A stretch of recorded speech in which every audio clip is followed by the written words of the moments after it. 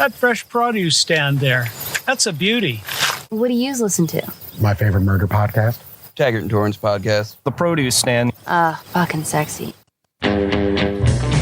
It's Taco Tuesday, and that means we are once again hanging out the produce stand. Podcast paying tribute to everything in the universe.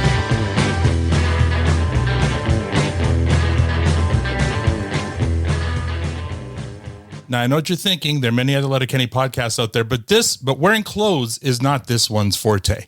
I'm Al, your host, and joining me in the room, as always, is lovely Tanya. And online, we have Squirrely Matt and the very present Victor. And joining us this week, she's a Canadian actor known for films like El Camino Christmas, Antisocial 1 and 2, the TV series Bad Blood and 4 in the Morning, and the interactive sci-fi thriller The Complex. She played the great Mary Bonnie Baker in the latest Canadian Heritage Minute. But we all know and love her as Wayne's sister, Katy, on Letterkenny. Please join me making some noise for Michelle Mylett. Where's my soundbite? Hold on. Oh my god. Oh my god. Oh my god.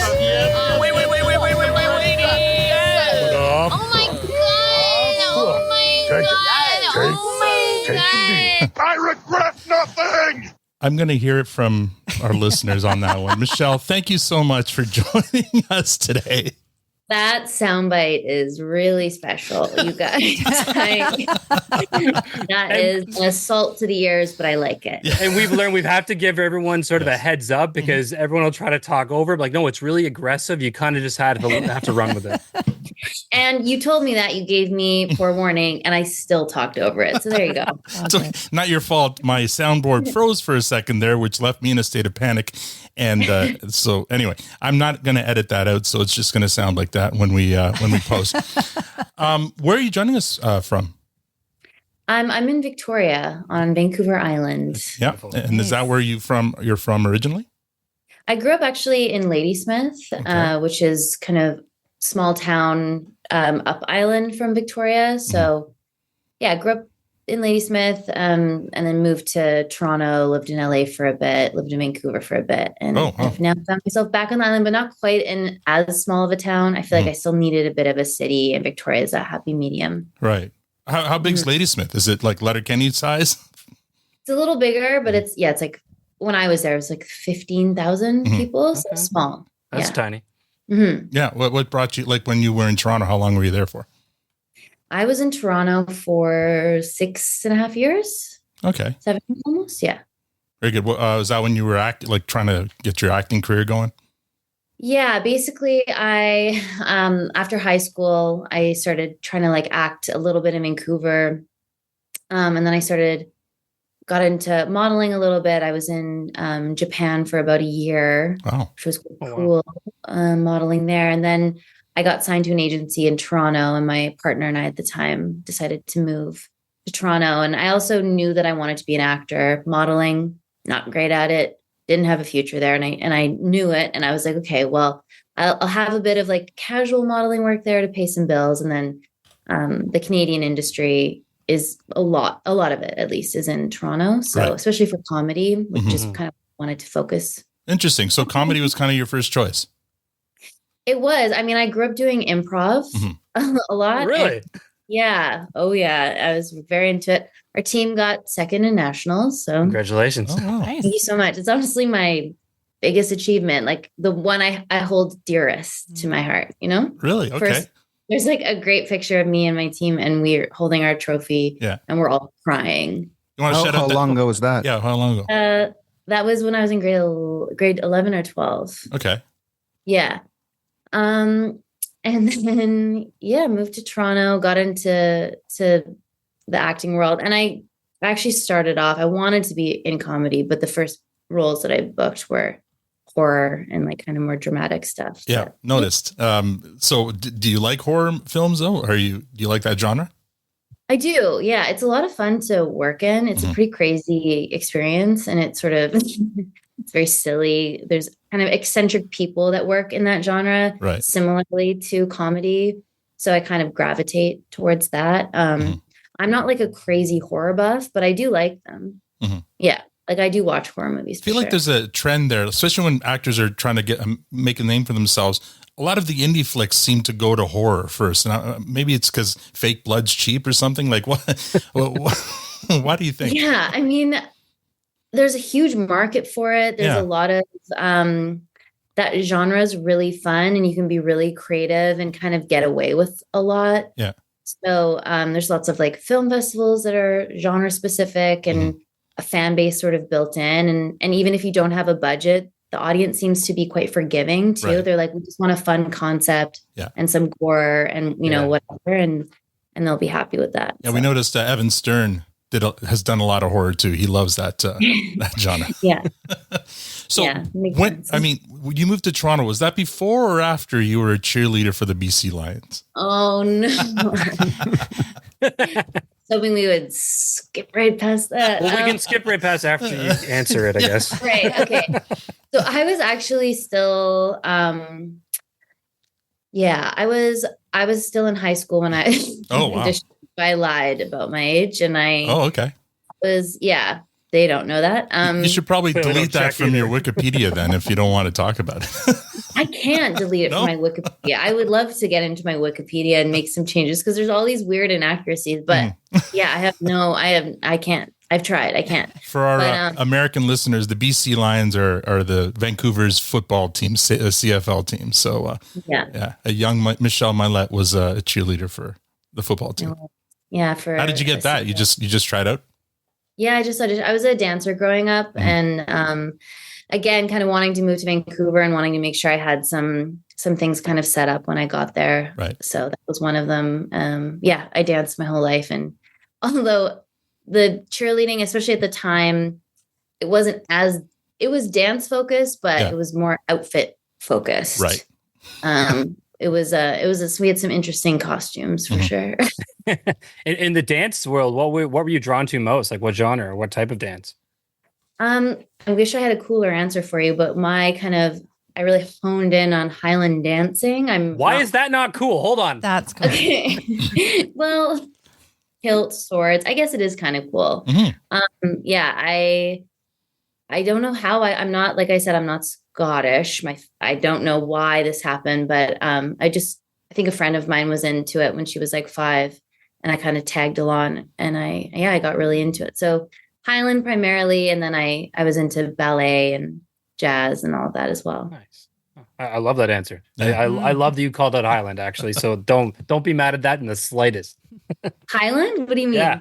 I just love that that's the style of dance that you were drawn to. Like, it's not what I would have expected, but it's a fantastic style, and I love that that's what you're drawn to.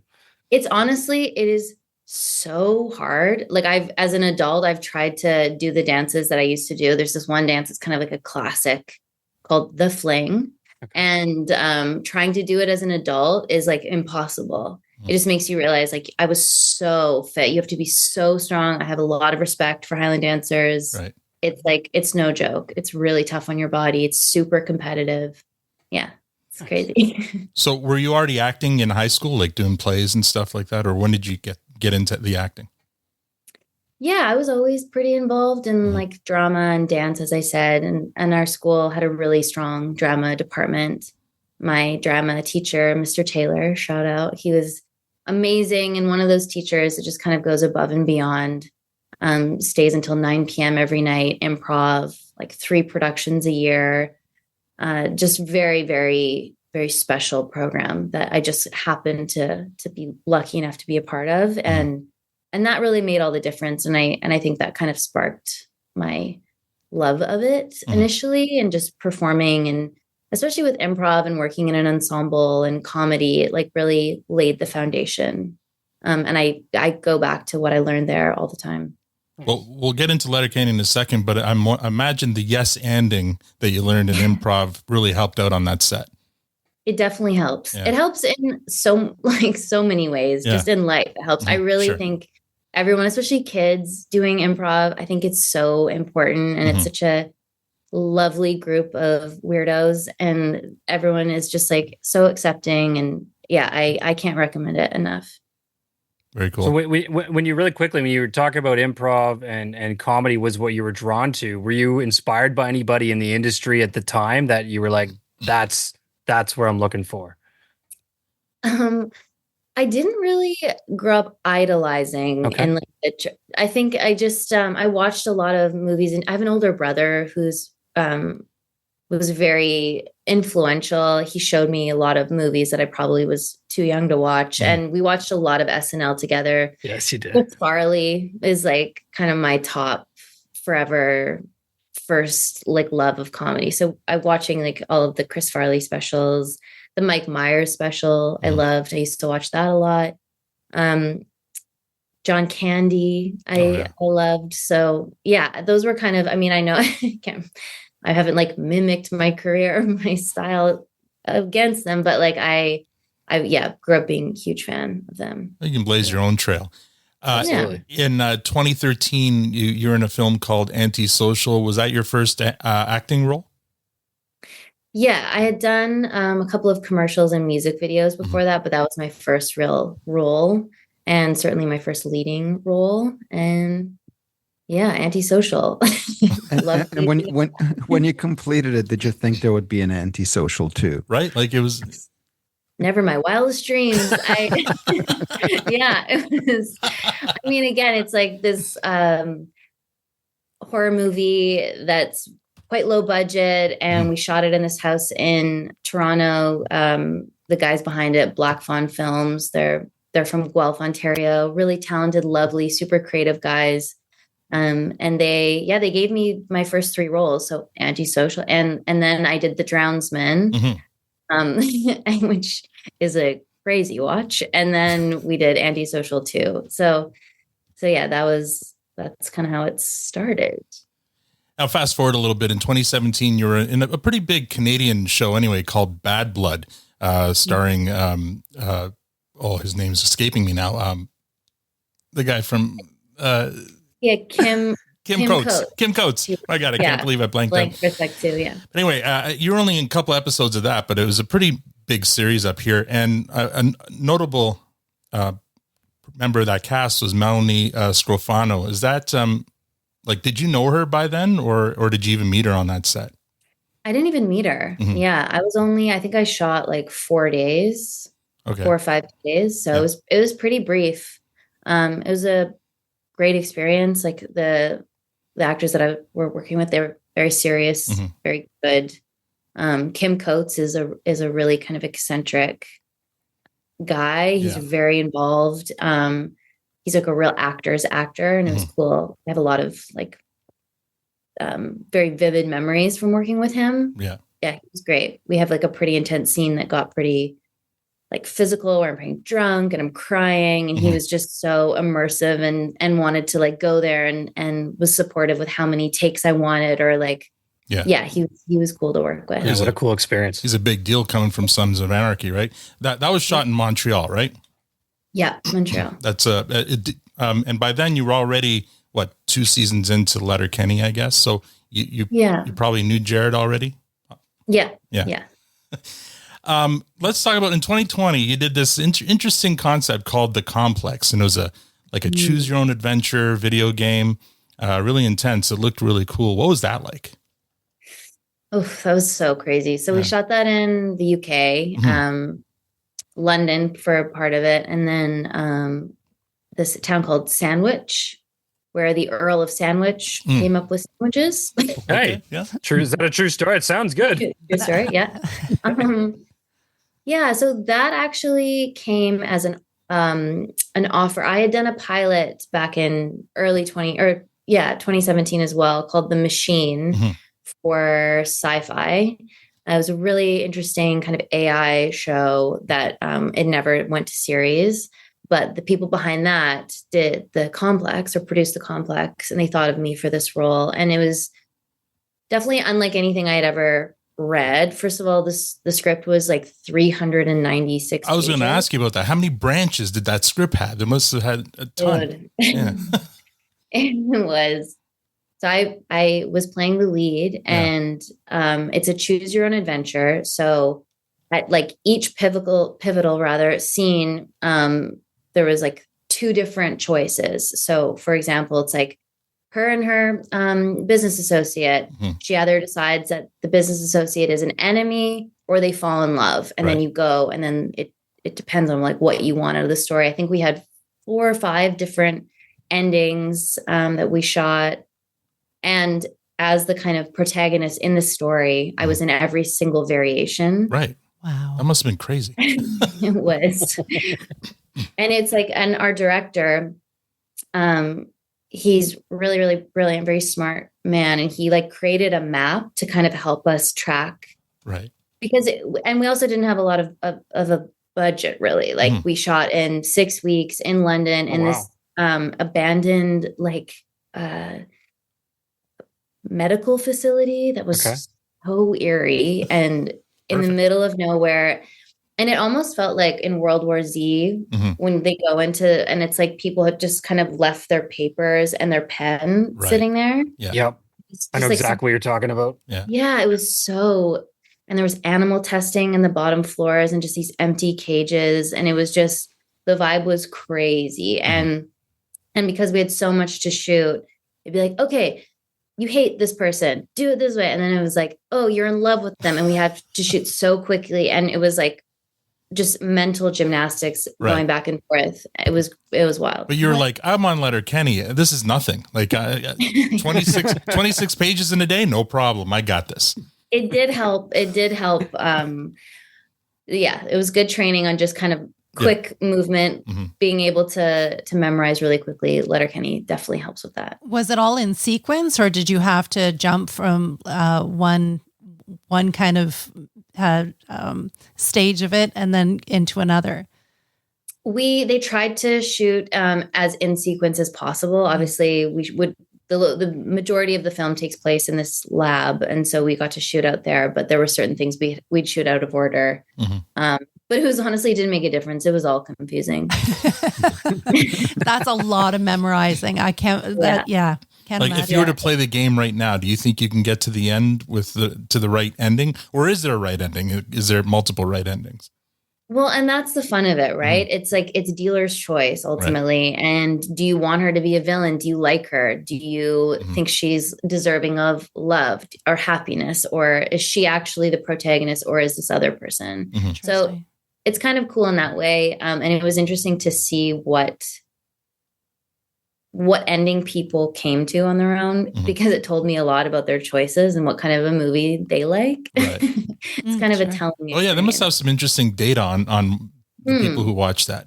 Like, because totally. I don't know the way it ended. I watched somebody play through it once on YouTube, and the way the ending they arrived at ended, it looked like the story could continue, because you kind of walk away and like there could be a part 2 to this or a sequel, right? So is that in every ending, or do you die in a couple of endings?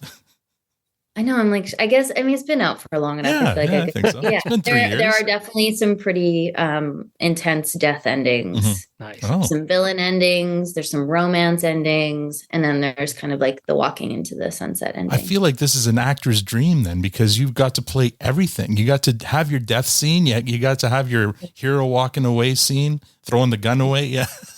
That must have been amazing. I feel like I really know her. Right. and how she responds in every single situation, maybe too well. Yeah, that's a really wild. I love that. What I love most about that is from like your perspective, you really got to play multiple versions of yourself. It's like you did 5 different stories at once, and what you did, and just trying to really like stretch your abilities in every different genre or every different storyline. So that must have been tough, but a very cool challenge to take on.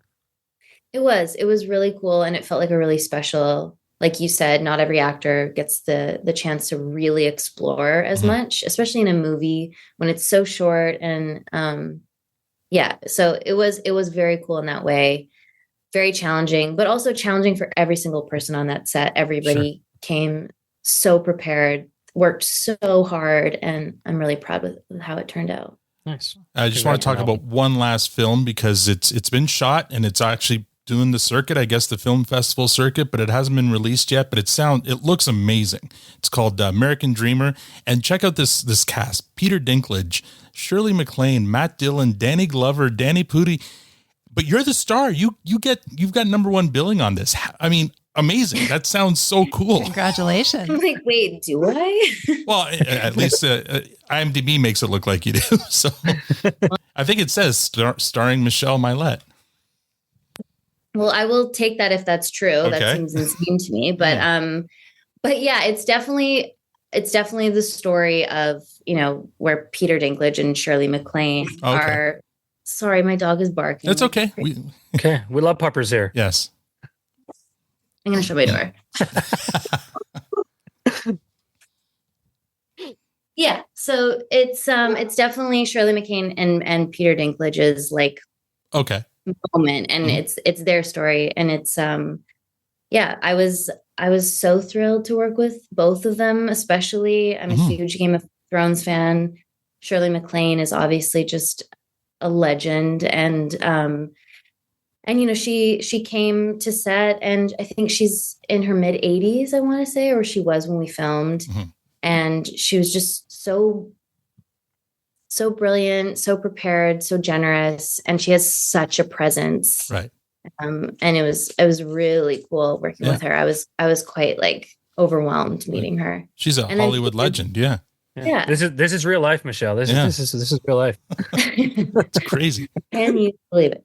Yeah. And then obviously Peter Dinklage is just like the coolest, and such a great actor. I loved it. And we got to shoot most of it in Victoria. So it was nice. like my first kind of hometown shooting, where after set I would get to go home. Very cool. Nice. How did you get that role? You just auditioned for it, or did somebody approach you for it?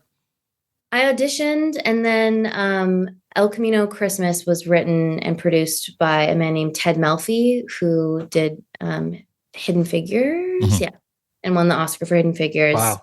And he's an amazing writer, and he did American Dreamer as well. And so I think he put me forward for the role, which was cool. Well, it's getting a lot of buzz in on this festival circuit. Are you having fun going to all the festivals that it's being shown at, or are you able to? Yeah, so I went to the premiere at Tribeca, and that's kind of the only one that I've been to. I'm excited to see it. I think after that first premiere, I think there was talk that there was going to be a bit of a re-edit because it was running a little bit long. Oh, okay. From memory, I don't know where that stands now, so I'm excited to see kind of the final product. Will it be at TIFF, do you think, this year? I don't know. I hope so. Well, if it is, we'll come watch, because we have fun at going to TIFF. Yeah, that'd be awesome. All right, let's get to why people are listening today and get to Letterkenny. But first, I'd like to play you a little clip here. We saw probably 60 tapes for Katy over a month of pre-production. We were getting pretty close to going to camera. We were days away from camera, and we didn't have a Katy. We didn't have a number 3. But when we saw Michelle's tape, it was over across the board. Everyone knew immediately. There was no discussion. We cast her, and we got to work immediately. On paper, it seems like a really tough job because there are like 8 dudes on the main cast and 1 girl, but not when the 1 girl is Michelle Mylett. I can confidently say that, from the second she came to set, these 7-8 dudes, whatever, we established ourselves as big brother types, even though Mylett is obviously a sniper. All of our first instincts were to make sure that she felt comfortable and felt cool because she was so outnumbered. And from start to finish, Mylett was all of our friends and coworkers and confidants. And at the end of all that, we still think she's the biggest sniper on TV. And I think that that's pretty damn cool. Like she's that cool. Oh man, Jared. He's so funny. He's such a sweetie pie.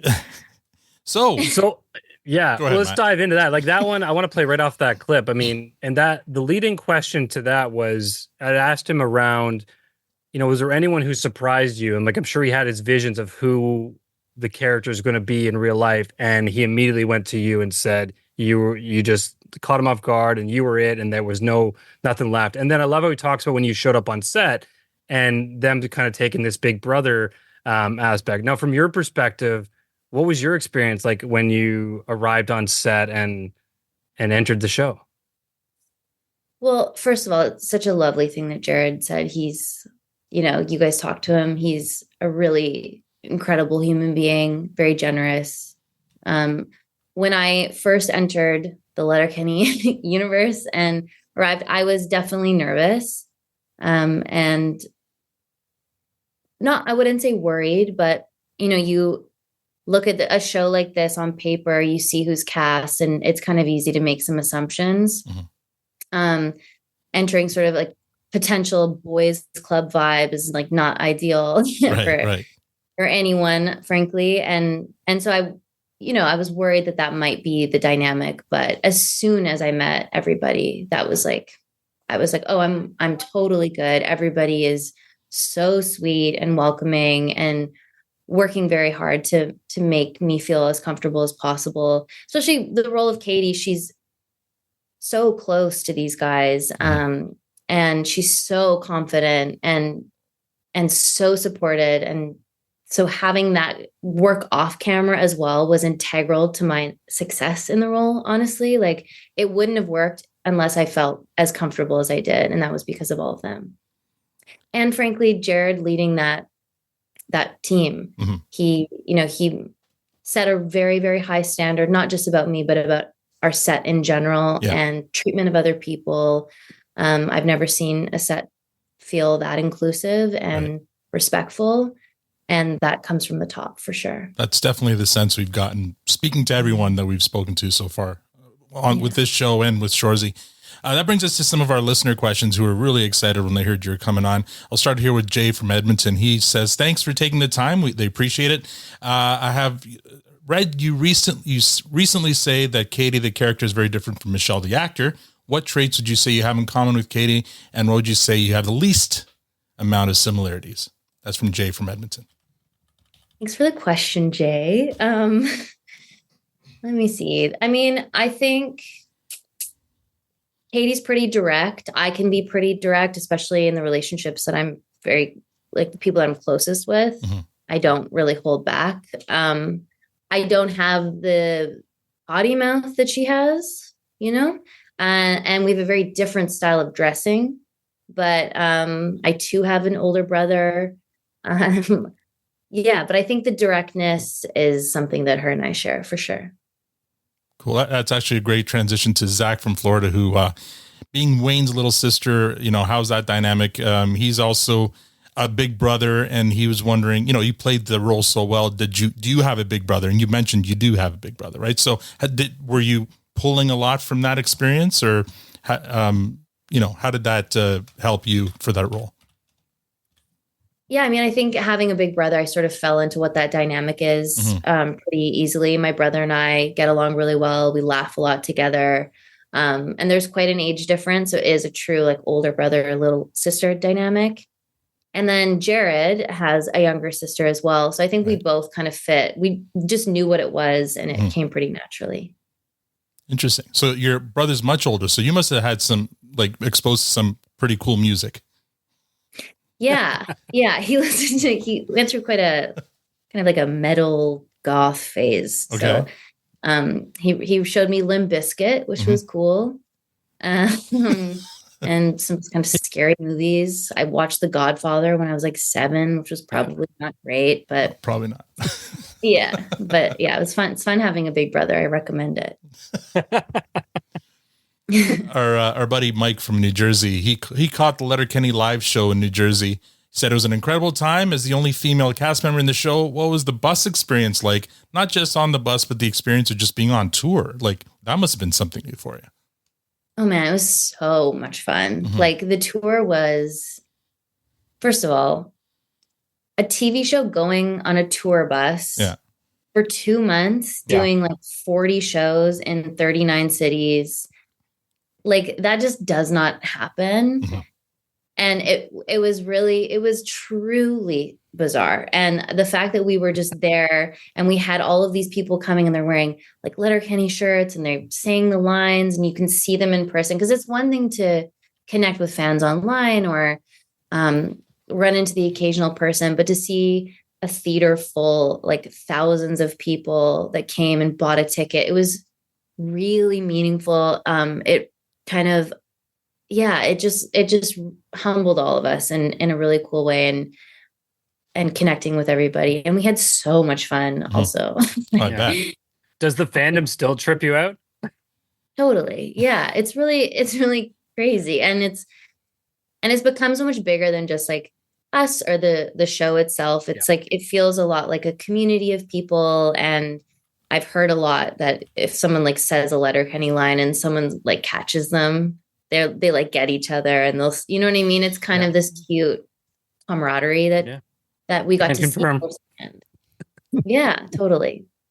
Do you have Sorry, any, but I didn't even answer the question. Okay, the bus. well, do you have any fond memories from being on the bus with those guys, like from that tour? Do you have like what are some of your fondest memories?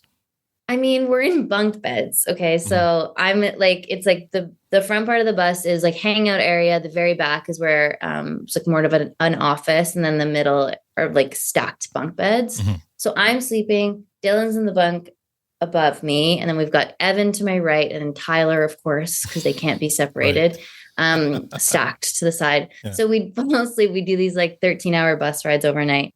And in the morning, we'd like all wake up and like, the curtain, and it was like an adult sleepover where we're all in our own little cubes. I mean, it's like just so cute. And we'd have coffee in the morning and watch Step Brothers. And yeah, it was fun. It was a lot of driving. Right. I had a bit of motion sickness, but we had a lot of fun, a lot of laughs. How many buses were there? Because there was a good dozen of you guys who went on the road, right? Yeah, so I want to say nine of the cast. Oh, nine cast members. Okay. Yeah, and then our producer Kara, and then we had another crew bus. So I think it was just 2 buses total. Wow. Okay. Well, I know you caught some good moments, and you shared some of that on Instagram recently. And I'm going to hold this photo up. So I'm holding up a photo of I'm guessing that's Kiso hanging from the roof of the bus, and you got Nathan Dales in the back, and Tyler Johnson basically waving you off of the photo. What is going on here?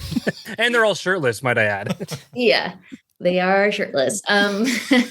So, oh man. So we had a lot You posted it, so I had to ask. I know. And I don't regret it for a second.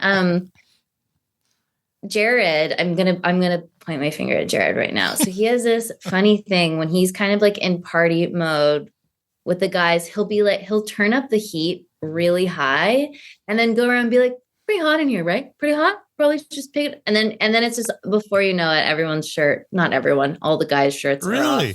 And it's just this funny, hilarious, like hockey locker room, silly vibe that's so funny and usually happens after a couple of shots of whiskey. That's precious. Hilarious. Thank you so much for sharing that. Epic game moves I've heard. Yeah. It's really funny. It's like I've never seen anyone, and you've met him. He's kind of got this like bit of a boyish charm about him that it's just it's like so innocent and sweet and funny and it's very and I bet he's pretty proud of himself too as it's happening. Oh yeah, because he's just manipulated everyone and everyone's happy to do it. They're like, yeah, and then this. Do they say, I'm surprised we're not taking our tarps off right now? I mean, it's probably been said. Yeah. Amazing. Our friend Casey from Virginia says, wait, Michelle? Oh my God, you're a fucking force. Thank you for being here and for taking our questions. Now that Letterkenny's over, how has the experience changed you as an actor and as a human? What do you now know that you didn't know then? Well, that's such a lovely question. I think I now know more than ever, this is going to be a bit of a cheesy thing to say, but the power of a team and how important it is to work with people that you have that respect and love for. It doesn't matter how talented somebody is. If they're just out for themselves, it's not going to work, especially in business. And I think people make that mistake all the time. Mm-hmm. We genuinely loved each other and continue to love each other as humans. And it made our work, I believe, so much stronger all around. This kind of like catty shit that can happen in the industry, in every industry, people get competitive and egos get in the way. It's so disappointing and it really takes away from the magic. So I think Letterkenny for me was a representation of how to not do that and how to just lean into what's good and see the benefits. So I definitely think it's made me a more just more mindful of who I work with and who I want to work with. And then as far as me just personally as an actor, the pacing, it was a huge lesson on pace. Obviously the show is incredibly quick. Not getting too attached to your choices, like being able to go back to that improv state of mind of just keeping it moving and doing what's best for the material instead of what's best for you. That's very important in comedy. So those are kind of my major takeaways for sure. I mean, with the improv that you did, and now you've done movies and television, and then the Letterkenny live tour. So you've done live stage work now and on camera, obviously. What's your, what do you like better? What's your forte? Yeah, what's your forte? Sorry, I had to. I know, it's okay. It was interesting because as I said, started in the improv world, being on stage doing comedy, and it felt like a full circle moment. Sorry, to go back on stage for Letterkenny doing comedy with a bunch of silly people, and so that was really meaningful, and I loved that. I loved being on stage. I think making films and TV is special because you are still performing. There's a crew there. There's your other actors. It's a little bit more insular, obviously, but I always love seeing the finished product, for better, for worse. Sometimes it's completely not what you imagined it would be, and there's some fun in that too. So I don't really know what I prefer. I think the stage, I have a lot of respect for theater actors. It's a very, very hard thing to do. I've thought about getting more into theater, but I feel a bit nervous. So we'll see. We'll see what happens. Well, first you have to start calling it theater, or else. Yes. And I have to start wearing black turtlenecks, I guess. Exactly. And the French caps. Right. Little hats. Kind of on a related note, Tobias from Missouri wants to know what your dream role is. What haven't you played yet that you might want to play? It's so hard. I've been asked this before, and I feel like I never have a good answer for it. I mean, you kind of know you connect with something when you read it. I would like to play a role that I write. That's kind of so that I can push myself not only as a writer, but like performer as well. It's kind of fun writing something and knowing that you're potentially going to play it, and then like pushing it as far as you can and just hoping that you can pull it off later. I think that would be kind of cool. So that's sort of my next big hope. And would that be in the form of film or a series? Both. I mean, right now, both. But I've been writing a lot, and so but maybe series for it now. Series are so fun because you get more time with your character, right? And so you can really see a progression. I mean, obviously, if you're lucky enough for the show to go, but series are great for that. So you're mentioning you're writing a lot. What are you writing? Is it comedy? Is it drama? What would you classify it? I would classify it currently as kind of dark comedy. Oh, okay. Comedy, okay. Yeah. I definitely, I'm definitely still wanting to work in that world and love that world and think that's like a nice fit. But I just started writing kind of a strange, darker movie. So we'll see what happens there. But working more in writing and comedy. What we can't wait to hear as it evolves. Yeah. Really quickly on the comedy side as well, with like knowing you love the whole comedy world and the improv and all that, your interactions with like K-Trev and Mark Forward and those guys, like did you have a lot of good discussions with them about being on stage and from the comedy? Oh, especially aspect? To prepare for your scene in episode 1 of season 12 of being on stage. Yes. Yeah. My stand-up scene, which was, by the way, so intimidating. Like stand-ups, I don't understand. It takes a really specific personality type to be a stand-up. There's no question. It's so hard and exposing. Being on tour was cool because I got to see each night Trev and Mark would do their set. And, they had their material that they had written and prepared for this show, of course. But seeing that material kind of transition over different shows, and as they would get reactions, they would kind of like adjust to it and make it work better and stronger over time. They're both such talented stand-ups. Yeah. So I maybe should have. I think I did reach out to Mark and kind of discussed my stand-up scene a little bit, but it's hard to give advice, really. Like, I think it's especially Mark. Have you seen his stand up? Yes. We've been a couple times. Yeah. We Yeah, went to yeah, Letterkenny Presents a couple of months ago, and That was it the great. lithograph that So we got at the show. we saw Olivia, we saw Ali, we saw Mark, we saw Jeff. It was great. But also his own material Yeah. that's separate from Letterkenny. Oh yeah, as we well. saw him at Yuck Yucks in Toronto, or not Yuck Yucks, Just for Laughs in Toronto too. He's great. Right. Yeah. Yeah, he's great. And I think each stand up, and Mark's a great example of that. Mhm. Very, very specific brain. So Yes. there's no mimicking. There's no, you know what I mean?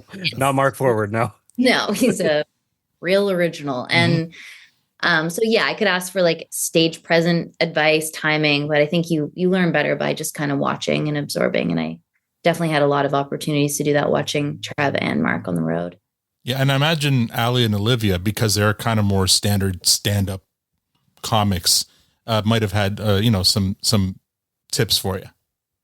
Yeah, well, they wrote it. They wrote Right, that. yeah. They wrote all the stand up for that episode. And they were so great and so supportive.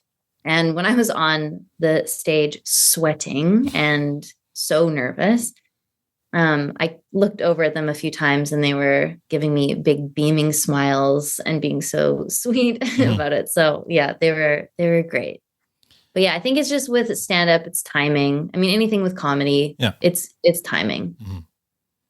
So can we talk about, and I apologize if you have a question from someone about this one, and I'm going to throw Tan a bit on the spot here. So you're one of the biggest moments of the entire series across the board was the spoken word. Oh, let me ask Gord's question, because Okay, then ask Gord's question, because I knew someone in there was going to ask it. I'll sit back there. YYZ Gord. YYZ Gord says Katy's opening rap to season 9 is very powerful and a series highlight. And what's Michelle's reaction when when you first saw the script, and how did you approach preparing for the delivery of that rap? Well, Jared either messaged me or called me. And he was like, I am going to write you a rap. I love how you all have your impersonation of Jared.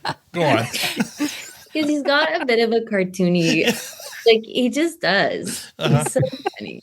Yeah, and he's like, are you like comfortable with that? Do you like we can go over it? And I was like, yeah, like that sounds great. And so he sent it. I read it, obviously loved it. And I was nervous about it because when we filmed it, we didn't know exactly how we were going to. We obviously ended up doing it in studio so that we could kind of like cut to other things and have the sound clarity be great. But when I arrived on set, it was just like the whole cast standing in a line and me with my little mic and they're like, action. And I just like did it in one take. Wow. Because there was a potential that was the take that we were going to use. They just wanted kind of this one raw, almost like, I don't know if you guys have seen that Eminem. He does like he's in the carport or something with his friends and he's like rapping about Donald Trump. Mm-hmm. Oh, yeah. Yeah. I've seen it. Yeah. Yeah. So it's, not obviously my rap wasn't based on that, but it was like that kind of a vibe of just very like raw and more like beat poetry than rap almost. Yeah, right? exactly. Mm-hmm. So no beat, which was difficult. And I felt a little bit nervous about it, but it was actually really fun. I had a lot of fun. You absolutely slayed it. And this is also Tom, and I'm going to call out Tanya on this one. We did a bit with our show last week, actually. So we have a couple of listeners of our show who is become our writing team, who we go by Tate and Webb is what we call them, wrote basically an homage to that, what you did. And then Tanya performed it. And it was, I know I'm a little biased here from our show, but it's outstanding. So if you have a minute after this, I recommend looking it up. All our socials have it right now. You'll know the photo. It's a black and white photo, and then you'll hear Tanya's bit, and it's fantastic. Oh my God, I can't wait to see this. It's a black and white photo of us standing in front of the barn at the farmhouse because we got to visit that last year. Yeah. That's so sweet. I can't wait to watch. I watched your rap on repeat and you nailed it. It was it's so powerful. It's so like just amazing. You did an amazing job. So Liz and Trace, they wrote us this amazing rap and I practiced it. I can't believe that you did that whole thing because I could not do my whole thing. I'm not an actor at all, and I very much have many outtakes. So yeah, kudos to you for being able to pull that off. Thank you, but I bet you nailed it, and I cannot wait to watch this. Yeah, it's one of the best things that we've done on our podcast. So yeah, she did nail it. Hands down. That's so sick. Our friend Awesome, first of all, thanks you for doing the AMA that you did. Was it last week or a couple of weeks ago? Yeah, a couple of weeks ago. Yeah, and her question is, I know the Letterkenny is supposed to operate on Neverland rules, but I would like your take on Wayne and Katy's background.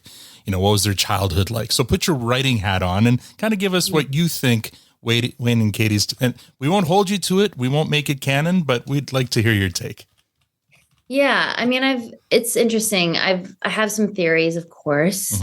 Jared's stayed pretty close-lipped about it, but I think it makes the most sense in my brain that they either like came from the foster care system or both their parents died and they were just old enough to kind of take care of themselves, or they lied so that you know, Wayne could take ownership of the home somehow and not have, you know, So I think they definitely had kind of a troubled background and lost a lot of family or needed to leave a bad situation, and they're kind of, you know, the only family that they've got. There's also a chance they're not fully related. They were just like foster siblings and became siblings because of that at a really young age, which is also kind of sweet. Yeah. I'm sure you've heard all the different theories and stuff, but one that I really like is that you guys were Mennonites, because it sounded like you had a strict upbringing and maybe you got away from that lifestyle to join the English world, right? Katy went full circle. Yeah. She went as far away from the Mennonite as possible. Yeah. Yeah. Wayne still kind of acts like a Mennonite in a funny way. Yeah, that's definitely possible. I don't know for sure. I don't know if we'll ever know. But there are definitely no adults really in Letterkenny, no police, which is interesting. Yeah. Keeping your writer hat on, Jeff from Maine would like you to write the perfect ending for Katy. What's next in her story?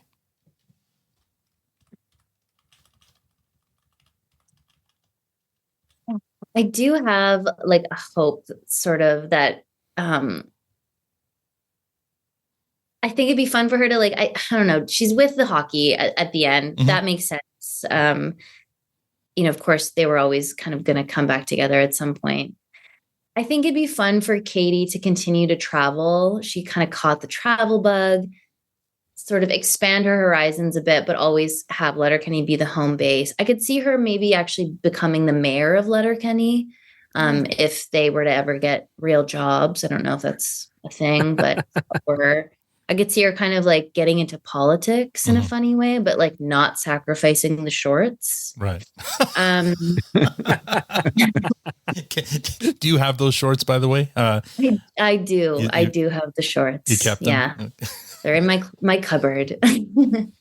Yeah. But I think she's going to, you know, go off and become kind of a boss, but I don't really see her ever leaving Letterkenny. Like, I think she's just going to be committed to making the town great. Make the town great again. Oh boy. Our buddy Challenger in the UK would like to know if there are any other genres. I mean, you've covered sci-fi, horror, and comedy now that you might want to jump into acting wise. I mean, as much as I love to laugh and stuff like that, obviously who doesn't, but the dramatic space is always fun to dabble in as well. Yeah, again, it's really just project dependent. Like, there's good writing in every genre and you connect with characters in every genre for different reasons. So I'm less focused on like what I want to do, kind of characters, kind of genre, and more just about good story. Oh, I really wanted to ask you about the Canadian Heritage moment that you did, because that's a big deal. I mean, up here in Canada. So for our American listeners, they won't understand, but these vignettes that we've grown up on, basically, that we've watched, you know, smelling burnt toast and so on and so forth. And you're in one of them, and you're playing Mary Bonnie, what's her name? Baker. First of all, did you like, what's her name? Who plays Mary Ann on Letterkenny, who's actually in the League of Their Own? Yeah, actually. Did you talk to her at all about, because she plays a Canadian baseball player from Saskatchewan as well on that show. Was that based on the Mary Baker character? Do you know, or? I didn't actually talk to her. That might have been a good thing to do, but because it's the Canadian Heritage Minutes are so, they keep them incredibly historically accurate. Yeah. So I know that Mary Bonnie Baker was involved in A League of Their Own, and she kind of helped work on that project and make it as legit as possible, which is very cool. But all of the references that I were given were from the Canadian Heritage, like people themselves, and they had done that research and they sent me this. So I just kind of focused on trying to be as accurate with her representation as possible.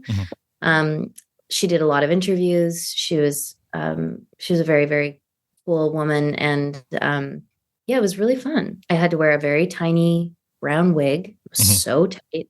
And it's crazy. They like playing baseball and sliding into home in these little dresses. It's just a different time, but it was cool. It was cool to go to Saskatchewan. I had a lot of fun. I mean, it's a pretty big deal to be part of that, because that's going to be around. Like, if it's like all the others, it'll outlast all of us, right? Those moments. I mean, we're still quoting ones that we watched when we were kids, right? So did you feel that? Like, did any of that was like, oh, this is kind of a big deal, or were you just like, oh, another acting job? No, it felt so sentimental. Like you said, growing up watching them, and being a proud Canadian. I was so honored that they had thought of me for this role, and it was really cool watching it. My mom loved it, and you know what I mean? Like it's just very wholesome and kind of classic Canadian, which felt sweet. Did you have a heritage moment that stood out to you from your past, like from growing up that you watched? Like we had this conversation a couple weeks ago, like one that you always remembered. Oh, I really should have an answer for this. That's okay. Dang, what are yours? Maybe it'll jumpstart my brain. Well, mine has always been the burnt toast one. Yeah. I actually, I haven't had one in years, thank God, but I was epileptic when I was younger. So that one actually hit home. So my entire adult life, every time I smell burnt toast, I'm like, oh shit. And then I realized it's not actually that case, but it's something that's always stuck with me. So that one's a little more personal. Right. But fair enough. Mine was the woman that was in a classroom with all the men, and she was going to be a doctor, and they had a piece of paper over the penis on the board, and they were trying to say the word without saying the word, and she said, "Oh, for God's sakes!" And she basically goes up to the classroom and rips the paper off. Right. Yeah, I do remember that one. Yeah. That's a good one, and that's one that, like, as a young girl, you'd be like, and it would really stick in your brain for a few different reasons. Yeah. Don't ask Victor. He'll just give you some BS about a hippo. It was it wasn't a heritage moment, but it was still a public service announcement, and it was the house hippo. Yeah, you didn't answer the question that was asked. Doesn't count. That's the greatest thing that we ever had on Canadian television. No, it isn't. And Letterkenny came. All right. But I'm telling you, the house hippo. I'm gonna have to look that up. House hippo. Okay.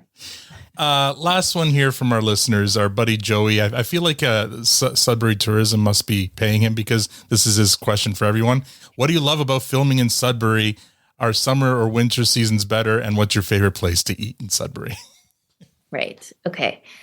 Sudbury was wonderful to film in. Everyone in that town welcomed us and accommodated us, for almost 8 years, which was lovely. It felt like a second home. And it also just kind of puts you right in the Letterkenny mindset, shooting on the farm, super rural. It has some characters that live in that city that kind of remind you of the people of Letterkenny in a way. So all of that stuff was so great. It's like the lakes are so beautiful. I definitely prefer the summer there.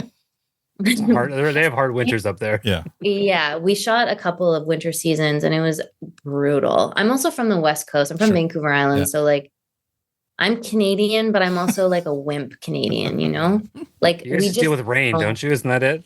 Yeah, it rains. It's like 5 degrees and everyone's inside and like can't go to work. Like, it's such a cop out as far as Canadian winters go. So I didn't love the Sudbury winters. It was very beautiful. And I love, like, we had so many great lake days. So those are sort of my favorite memories. And then as far as food, Sudbury has great chicken wings, and we would frequent a few different spots for chicken wings there. They also have some great Italian restaurants. There's this one, Giovanni's, I think it's called, and we used to go there a lot. And then we'd also always have keg dinners, and I know the keg is like not Sudbury specific, but Billy Miner Pie rocks. It's nothing better. Yeah. We had many a keg dinner, and that was fun. Very cool. Michelle, we so appreciate you coming on today, and you're the first female cast member from Letterkenny we've had on. So we appreciate you coming on and giving us almost a full hour here. I'm going to let my panelists here have their final question with you, but I'd just want to say thank you so much for coming on. I hope you had a good time with us, and you'll put in a good word for us for maybe some of the other female cast members that we don't bite, and we'd love to talk to them as well.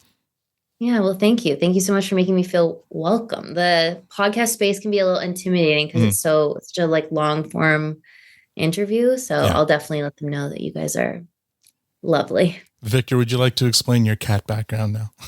Yeah, sure. So this is just to help you understand kind of your far-reaching kind of influence without even doing anything. So this is from 2021 in Kansas City.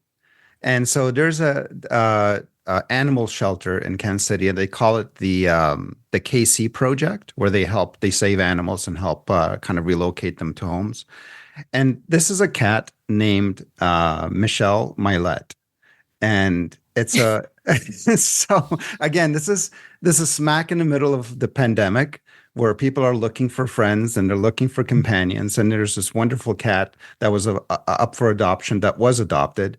And just want to share that with you, that there was, when everybody was kind of thinking the world's coming to an end, there's this wonderful cat named Michelle Mylett that made somebody very, very happy. And so you needed to know that. I did need to know that. That was so funny. Thank you. Victor, you're an enigma. I swear to God. Yeah, beautiful eyes. Victor, that was way better than I thought the answer was going to be. So thank God. I love that. So I'll give you a softie to share kind of with your fans out there. So we've learned a lot about you today. We know about your dancing, passion for dancing and whatnot. Maybe you can share something with everyone in terms of maybe a hobby or a talent that maybe not everybody knows about. I mean, I already gave you my secret Highland dancing talent. Yeah, well, that's true. That's true. Low-hanging fruit. I am a really good skipper. So I was on a skipping team when I was a kid, and I can still do a lot of the tricks. Double Dutch? That's the only word I had in my head. Yeah, yeah, double Dutch. But then also just solo trick skipping, right. Me trying to make it sound cool. It's not. But yeah, I was on a team. We used to travel around to schools and do performances and stuff. So, and I can still do it. It's great exercise. So yeah, skipping. And then, the less kind of obscure, I guess, I do yoga. I love my dog. If you follow me on Instagram or TikTok, you probably know that already. But yeah, I like writing. I don't know. I live on Vancouver Island, so I love being in nature and things like that. That's very important for me and my general well-being. But yeah, skipping is kind of a quirky one, I guess. Well, you know what? Fantastic. We gave Evan Stern a hard time about some of the skills that he had on his resume. I think skipping. Oh, God. What are his skills? Well, one was sprinting. We gave him a hard time sprinting. On that. We had fun at his expense on that. I forget what some of the other ones were, but conversational French. Yeah. I'm dead. Yeah. Meaning he can say 4 things. Yeah, basically. And I think he said all 4 when we asked him. Yeah. He was pretty proud of his resume. Oh, there was another one, mimicking. Mimicking, yeah. That's right. Mimicking. Okay. Anyway. And obviously breakdancing, because he has to talk about that as much as possible. Absolutely. That was number 1. Did you see him? Obviously, if you saw the show, you saw him open the show with his dancing. Oh, yeah. Lady C, you mean that one? Well, but then the tour. Oh, the live tour. No, we never saw the tour. Yeah, because it got canceled. The show we had tickets to up here in Ontario got canceled, so we never got to see that. We've seen the comedy tour, but not the Letterkenny live one. Okay. Mm-hmm. Well, he opened the Letterkenny live tour with some breakdancing, and this poor boy's body at the end of that tour, because it was every single night, and he's doing like a headstand and like flipping around, and he was limping. He worked so hard. But really quick, was it his idea to do that, or did Jared ask him? Because where does the ownership lie on his pain? Ooh, that's a tricky question. I think Evan was, it was written. And so as an actor, when it's written, you do it, you yes and you go out there. And I also think he was happy to do it. He would have never been forced into something that he didn't happily want to do. Fair enough. Much like the shirts, Jared influenced the outcome that he desired. Absolutely. He's very good. He's a puppet master. Tan, do you have any questions? I would love to know who would make you break on set. Who, like, as a comedy, there were so many funny moments. Was there a person that just got you every time? Oh man. I found Mark difficult to work with. Mark Forward, coach. He really likes to fuck with people in general. And so he took a lot of, I had to like really compose myself because I knew he was out to get me. And he would do it on stage too, on tour. Yeah. He would just like hyper focus and try to maintain eye contact with me, doing the most disgusting faces. So Oh my gosh. him definitely. Jared is very obviously so funny, and he's especially funny to me when he's breaking because his face goes so red and his squinty eyes get even squintier, and he just looks like a cartoon version of himself. So he makes me giggle. And then Stuart as well. No. Tyler's work as Stuart is amazing, and he just like goes so hard, and he's just what an outrageous character, and he nails it and makes me giggle. Nice. Those are all great answers. Yeah. There was a photo of Billy Buttrey in one of Katy's outfits. Can you tell us the story about that? Oh man, I wish I was involved in that decision, but I wasn't. Nobody asked. So he just kind of put on at the end of filming the like little, I don't know, crop top, jean short, like overall set, and a little crop top. Fit him beautifully. Well, he's got a great figure. Yeah. He's got a gorgeous figure, curves in all the right spots, and he really rocked it. And with his like long blonde hair too from the back, I was like, is that me? Really nailed it. Really nailed it. Awesome. That's amazing. Last question, Matt. Yeah. So I ask everyone this. So first off, thank you so much for coming on. It's meant the world to us, and we absolutely adore you and the show and everything you guys have done over the years. Looking back at it all, I mean, we touched a bit on the fandom, and you experienced it live on the tour. The cult kind of aspect to this show, that like the reach that this show has had across the world. What has it all meant to you, looking back on it? Oh, man. I know it's a loaded one. Yeah. Well, thank you. First of all, that's really sweet of you to say.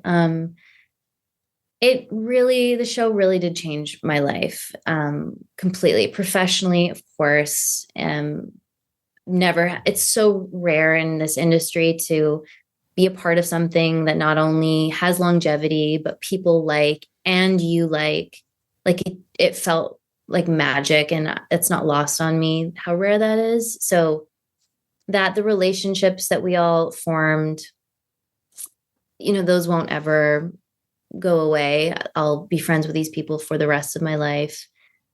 And it's one of those situations where it's professionally so important and just as personally important. And so it's hard for me to even like articulate. I don't even know what to say, except it just, it really, really changed my life. And I'm so grateful for every single person who worked so hard to make this show happen, because it's not a show that's very common. It's a very original voice.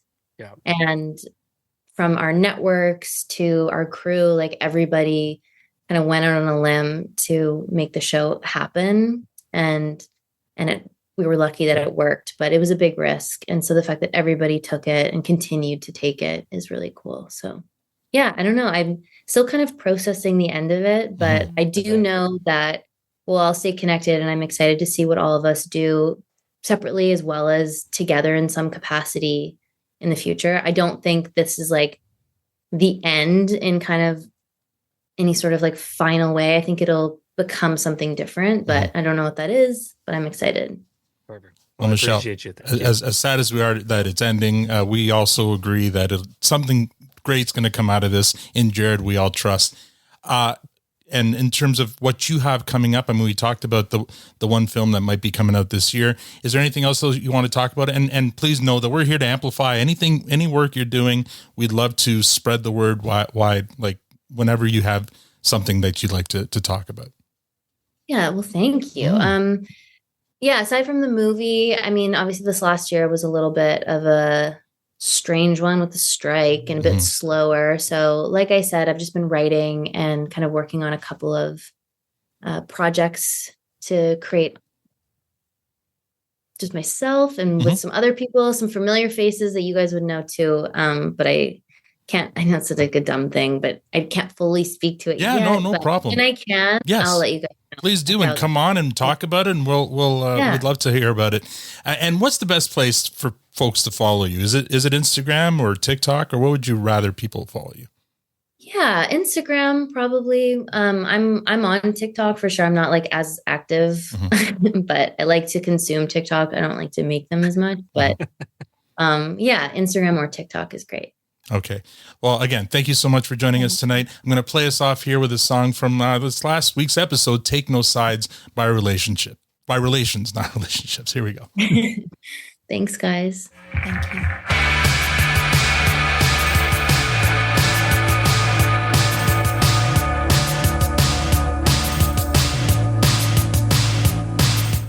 And that's all we have for this episode. If you'd like to support the podcast, please tell a friend. Also, follow us on most social media outlets at Protestant Pod. Thank you for joining us. Now we're going to go hang out with our new friend, Michelle, maybe do some skipping. On behalf of Michelle, Tanya, Matt, Victor, and myself, thank you for listening and have a great week.